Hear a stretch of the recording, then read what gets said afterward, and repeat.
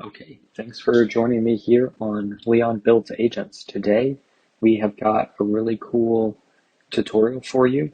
We're going to really focus on doing two things. One, we're going to explore some of the core models that are available to you on this great platform, OpenRouter.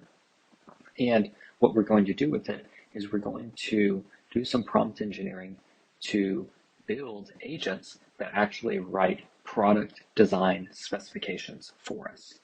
So let's go in and take a look. If you go to openrouter.ai, you will see that there are three default models that they have dialed up for us. GPT 3.5 Turbo should look familiar for everyone. Mythomax 13b might be new to some people, and Mistral 7b Instruct. It doesn't really matter if you're not familiar with these models. All that matters is that you understand that the OpenRouter platform has essentially every open and closed source AI model at your disposal. So if I go up here to the plus, I can actually search and look at all these different models that are available to us. So it's essentially the most open platform. You can jump in between models, you can apply settings. It's a really great platform. You can even go into rankings and we can see which models are trending. And we go here and today we see that the Anthropic Claude 3 Haiku model is one that's actually one of the top models today. This model personally for me has been the best performing model, even better than GPT-4, even better than Claude Opus, even better than Google's Gemini. And so what I want to show you today is how we can come in and compare models, how we can do testing and prompt engineering, and how hopefully we'll see that Haiku will outperform all of these other models that are even bigger than it, and it's significantly cheaper and faster. So one of the other cool things about the OpenRouter platform is that we can go in and search and compare the cost of these models. So we see for Haiku, it's got a max output of 4,000 tokens. That's pretty normal, a little bit small, but it's got this token throughput of 73 tokens per second, and that's relatively fast. It's only got 25 cents input cost and $1.25 output cost. That's pretty affordable, and this is per million. And we also see that it's got 200K context. So even though it only outputs 4,096 tokens, it can take in significantly more. There's one other feature I want to show you in OpenRouter. It's the parameters feature. And so we can go in and see what settings and parameters are most popular for each model. So most of them are typically around 1 for most items, but this is a really cool feature because on some open source models that I've utilized, they're actually different parameters where the temperature needs to be brought way down or way up. And so we can explore that in a second. So let's go back to our set of models and let's go add the Haiku model.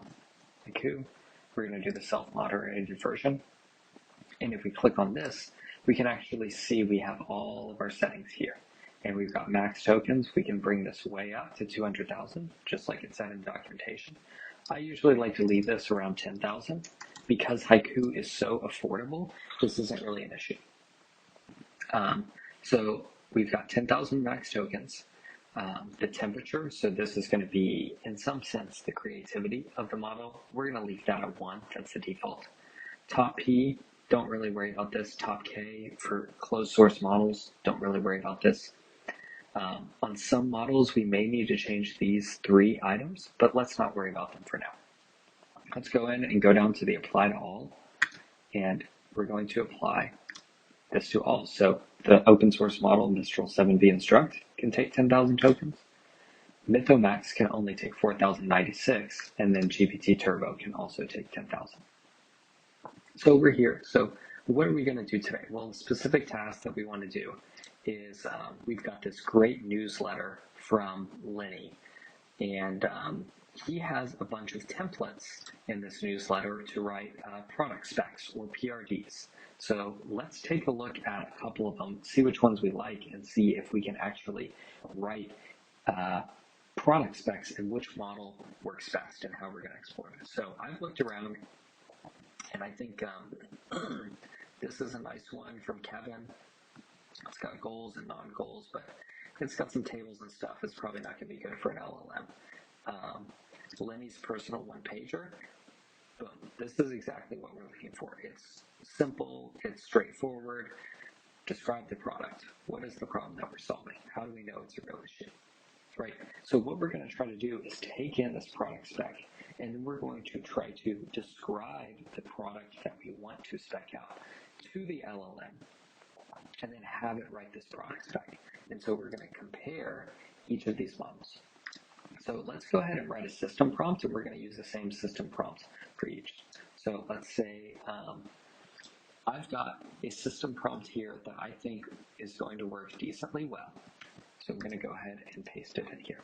And it says, you're the world's greatest product manager, capable of writing excellent product spec sheets based on simple instructions.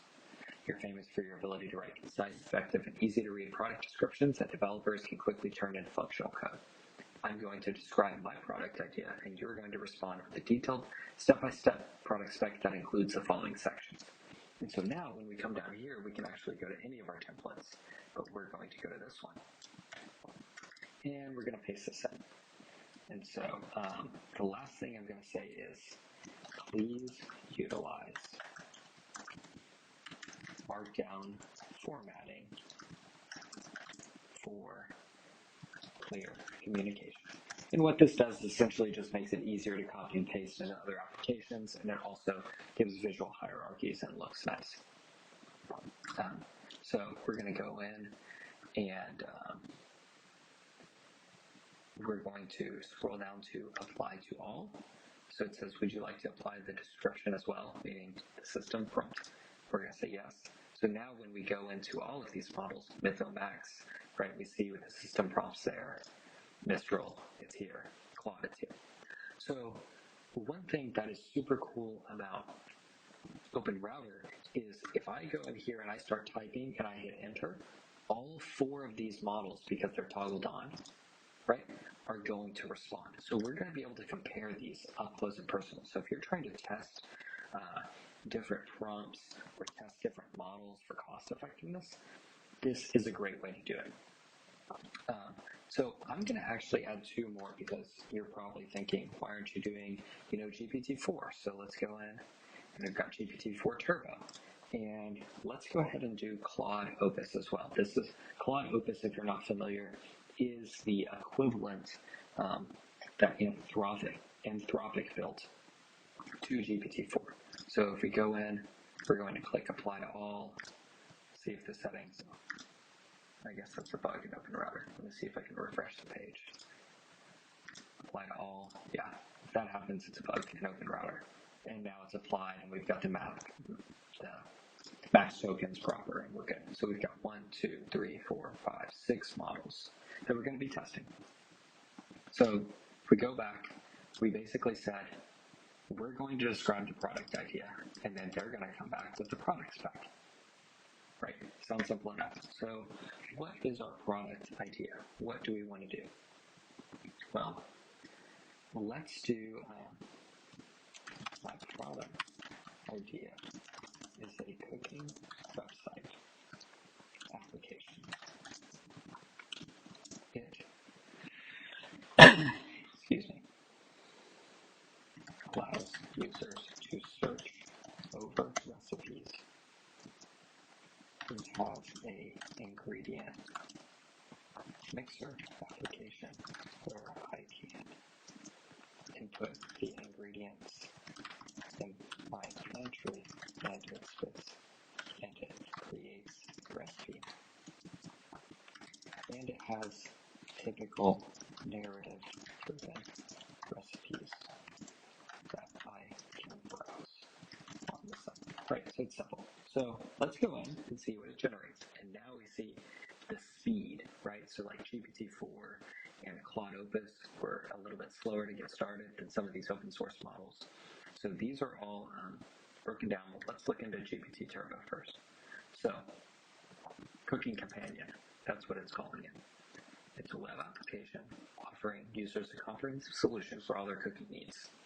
I think that's a pretty good description. Problem: many home cooks struggle with meal planning and finding recipes that match ingredients. That's pretty good, right? So why? Common pain points, the audience, home cooks, what it actually is, and then how. So here's where I think it kind of fails. Like, this is pretty generic stuff. It's going to take a lot of work. And then it's got Q1, Q2, Q3. So for me, GPT Turbo, at the top, it did okay, and then it kind of fell a little flat. So I'm going to go ahead, and if I toggle this off, it will minimize the message. If I undo it, it'll come back, so no problem.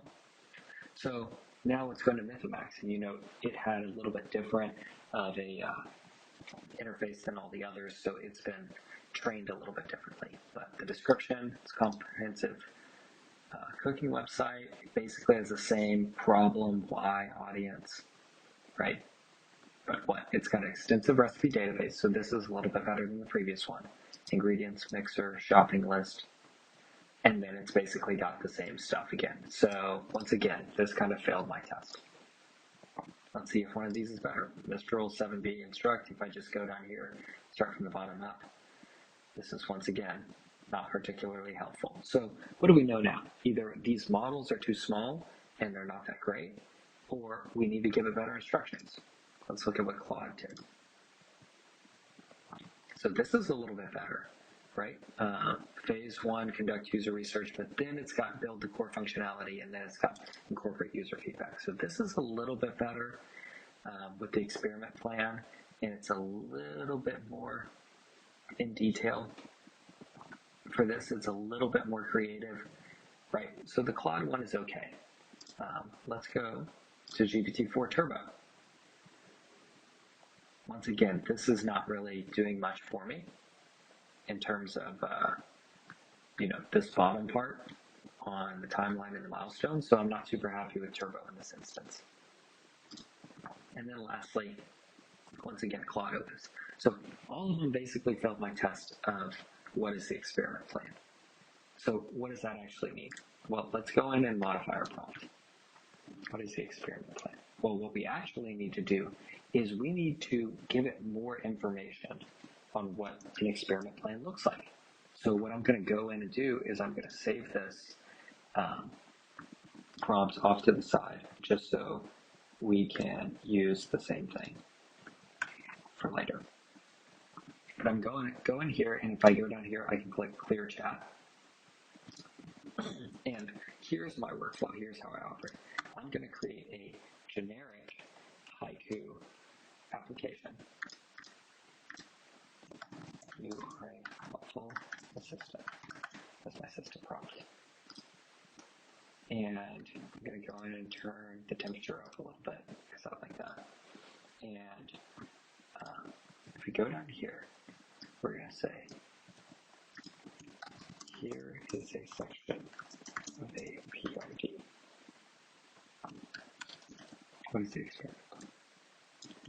Please write 5 detailed examples that developers can execute on, because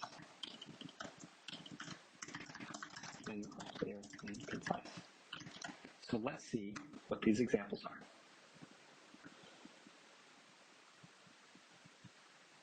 Okay, this did not fully understand what I said, so I didn't communicate it clearly. So what I really need to say is, please write 5 detailed sections that should be included under this header. Right, so we need to be concise for the machine to be concise to us. Okay, this is a little bit better. So now what we can do is we can use essentially single shot responses in the example. So we're going to delete this bottom part. We're going to delete this top part. And now if we go in and apply this to all, this new system prompt, let's go retest what we're doing. Clear chat. Come back here, We got to turn them all back on again. And we have to turn, and the cool part is, so we can actually name these in OpenRouter. So I'm going to say general haiku, so I don't get confused with all my food related haikus, right? So I'm going to apply this to all. Now, one issue is the bug again. So I'm going to hit refresh and then try again.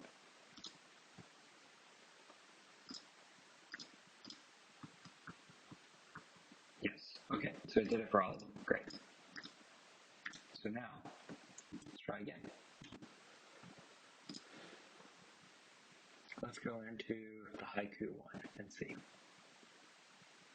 So this one, it seems to have potentially hallucinated some statistics, so that's not amazing unless these are true, which I would have to test on my own, but just be aware for that.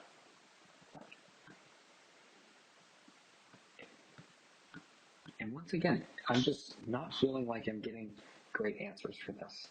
But that's okay because it has followed our instructions, right? And it's given us more detail, and that's the whole point. So what I want to show you now is many people are talking about, GPT-4, it's way better than anything else. Claude Opus, it's way better than anything else. Let's actually go into some of the stats. First of all, Claude Opus only gave us about 30 tokens per second. In comparison to smaller models, 3.5 Turbo gave us 121 tokens per second, so it's 4 times faster. Even Haiku was, almost 3 times as fast. So that could be important for your specific use case, right? The other factor is if we go into these, I'm not personally seeing a huge difference in quality, but if we go into the cost structures for something like GPT-4 Turbo, we're seeing this is $10 and $30. Well, Haiku was 25 cents input and I believe $1.25 output. So we're paying significantly more for GPT-4 Turbo and we're getting less throughput and it's significantly more expensive. And this is one of the cool things is we can actually go to activity in OpenRouter and see how much each query costs to each different model. So that last query to Claude Opus cost us 12 cents, but the essentially the exact same query to Haiku cost us that's 20% of 1 penny, right? So significantly cheaper and significantly more tokens per second. So my point with this video is to show you a little bit about the OpenRouter platform, how you can try to test different models and what the actual cost structure and speed structure will be when considering how to build different models. So I hope you found this video valuable. Thanks. Please like and subscribe and share with your friends. Thanks.